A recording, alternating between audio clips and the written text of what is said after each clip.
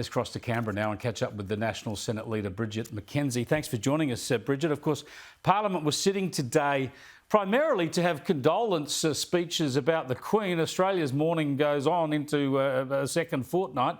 I just want to show you what Anthony Albanese said, because it's kind of disturbing. He again seems to be encouraging our new head of state to get involved in climate politics. Have a look.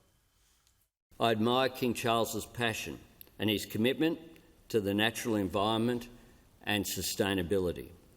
At the dawn of his reign, we wish His Majesty well. The Prime Minister there, Bridget McKenzie, this is the problem, isn't it? He keeps urging this king to get involved in what's been the most divisive political issue in this country for a couple of decades. Yeah, Chris, I think one of the great things about our parliamentary democracy and our constitutional arrangements is that our head of state stays above politics. And given how divisive that issue has been in this country in the past, and the example set by our late Queen in staying out of local domestic politics, I'm not sure what messages the Prime Minister is trying to send King Charles III, but you're right, we had our National Memorial Day service yesterday, and today we had over 110 parliamentarians of all sides of politics contributing to a condolence motion, and we'll all be getting back to business as usual, punching on come Monday when we all head back here for sitting week. Well, when we talk about this climate issue, which of course is still a live one in this country, you would have heard those comments from the young campaigner, the nuclear influencer, as she styles herself, Isabel Bernanke. It's a very persuasive case, isn't it? That I know you've been strong on nuclear, and we've got to hear more of that sensible, technology-based approach. Absolutely, Chris. And I mean, I know you've been doing your best, as I have in my place, to influence the hearts and minds of Australians around the benefits of a zero-emission, reliable energy source such as nuclear here in Australia. So I'm very buoyed and excited that someone that used to belong to Extinction Rebellion is now actually looking objectively at an energy source that can assist with a zero emissions future, but importantly can assist, as she said, 700 million humans on our planet who are yet to avail themselves of the benefits that electricity can provide, mainly lifting yourselves out of poverty. So I think it's an extremely exciting proposition, and all strength to her arm. I think we need all the help we can get, but at least we're starting to have the conversation, which we need to get on with, because it's the International Energy Agency says we cannot get to the emission reduction targets we need to globally without things like nuclear energy and carbon capture and storage. Yeah, absolutely. Yeah, I think that is the encouraging thing. The debate is shifting right around the world. 2 years ago, you weren't even allowed to talk about this. Now, at least people are being sensible about it. Let's get to the economy. It's been quite a momentous week in many ways, because the Treasurer, Jim Chalmers, kicked it off early in the week, announcing that the budget's going to be $50 billion to the good of where it was positioned. Still deep in deficit, but instead of an $80 billion deficit, a $30 billion deficit. Here's what he had to say. He didn't seem too happy about it, though.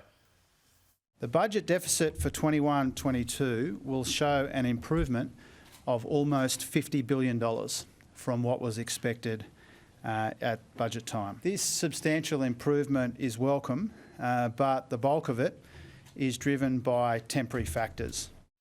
Bridget, why is he not happy about it? Because he wants to continue to blame all his woes on the previous government?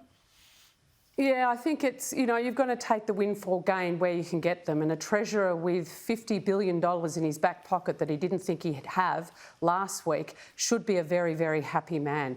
Truth is, he inherited an economy with very, very sound foundations, and thanks to, some great prices for our iron ore, our coal and our gas in the main, we've been able to see a $50 billion improvement in our budget bottom line, which is actually good news, particularly as we see those global factors, not just the war in Ukraine, but rising inflation rates in the US playing potential havoc on our domestic economy here at home. So he's got the foundation right, and we head into the budget considerations in the next couple of weeks. And, there's growing alarm about where this Labor government is going to make its cuts.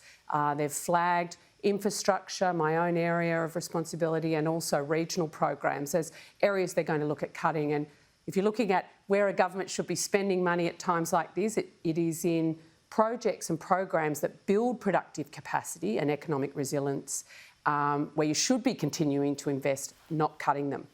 Well, the only way out of a debt hole is to grow the economy. I mean, that's been demonstrated time and time again. Yet we have a lot of commentators and economists suggesting the government needs to increase taxation, at least to pay for its recurrent expenditure.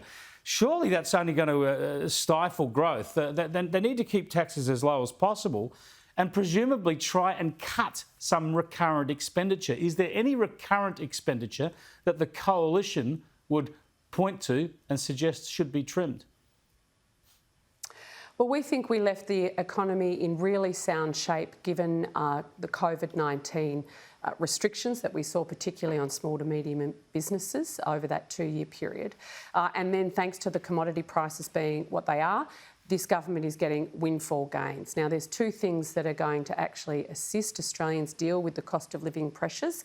A government that prudently looks at its spending regime and continues to invest in those projects and programs that build capacity within the economy and pare back on those measures that don't, and an independent reserve bank that obviously is lifting the cash rate to a point where those are in balance. You don't want one going too hard and a government taking its foot off the pedal either. So I think they've got a delicate decisions to make, but my strong advice to the Treasurer and his Minister for Infrastructure is to not cut funding to critical projects and programs, particularly for those in rural and regional Australia. Senator, you're off to Melbourne tonight. Are you at the grand final tomorrow?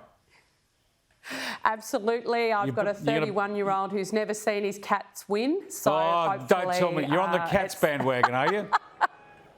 Well, I'm a St Kilda supporter, Chris, so I'm yet to see a grand final win in my 52 years. So I always have a September team. Well, keep an eye out. All right. Well, I'm going for the Swannies, and at the Saints, you can keep an eye out for Oscar Adams. I'll talk to you about that off air sometime.